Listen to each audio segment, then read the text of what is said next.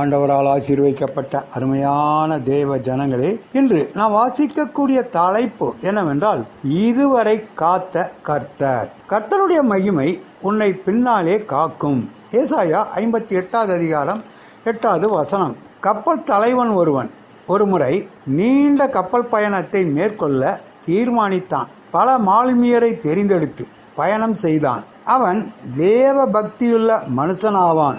பயணம் ஆரம்பித்து கப்பல் 1 மைல் தூரம் சென்றதும் அனைத்து மாலுமிகளையும் மேல்தட்டில் கூட செய்து தான் ஜெபியாமல் எந்த பயணத்தையும் ஆரம்பிப்பதில்லை.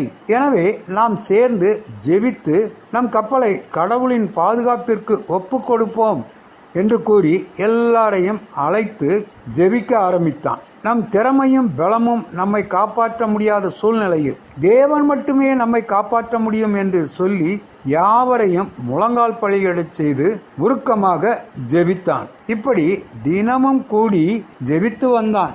மாதங்கள் பல கழிந்தோடின. ஒரு நாள் கப்பல் ஆப்பிரிக்காவின் தென்கோடியில் எதிர்பாராத ஒரு புயலில் சிக்கிக்கொண்டது. பாறைகளில் மோதிவிடாமல் பாதுகாப்பது மிகவும் கடினமாகிவிட்டது. ஒரு பிரம்மாண்டமான கடல் அலை கப்பலை மிகவும் உயர்த்தியது.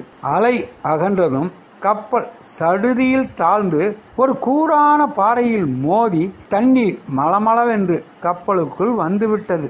மாலுமிகள் எவ்வளவோ முயன்றும் தண்ணீர் கப்பலுக்குள் வருவதை கட்டுப்படுத்த முடியவில்லை. கப்பல் தலைவன் எல்லோரையும் மேல்தட்டுக்கு அழைத்து ஊக்கமாக ஜெபம் செய்தான். நம் பலத்தை காட்டிலும் தேவ பலம் நம்மை காக்க வல்லது என்று கூறினான். இப்பொழுது மாலுமிகள் மீண்டும் குழாய்கள் மூலம் தண்ணீரை வெளியேற்ற ஆரம்பித்தனர். கப்பலில் நீர்மட்டம் அற்புதமாக குறைந்தது. புயலும் அமர்ந்தது. மறுபடியும் மேல்தட்டில் கூடி ஜெபித்து தேவனுக்கு நன்றி கூறினர்.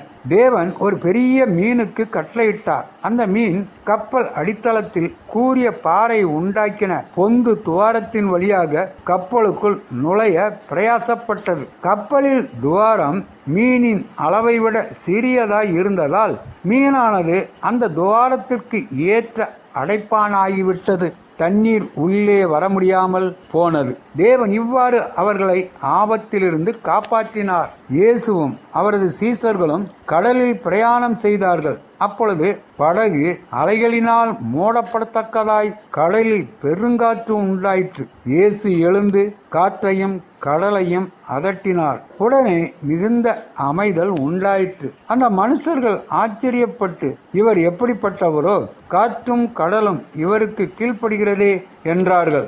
பிரியமானவர்களே, இந்த மட்டும் காத்த தேவன் இனிவரும் நாட்களிலும் நம்மை காப்பார். பிதாவே, இம்மட்டும் எங்களை பாதுகாத்து போஷித்து வந்த எல்லா தயவிற்காகவும் உமக்கு நன்றி என்று நாம் ஜெபிக்கலாமா? ஆண்டவர் தாமே நம் அனைவரையும் ஆசீர்வதிப்பாராக. ஆமேன்.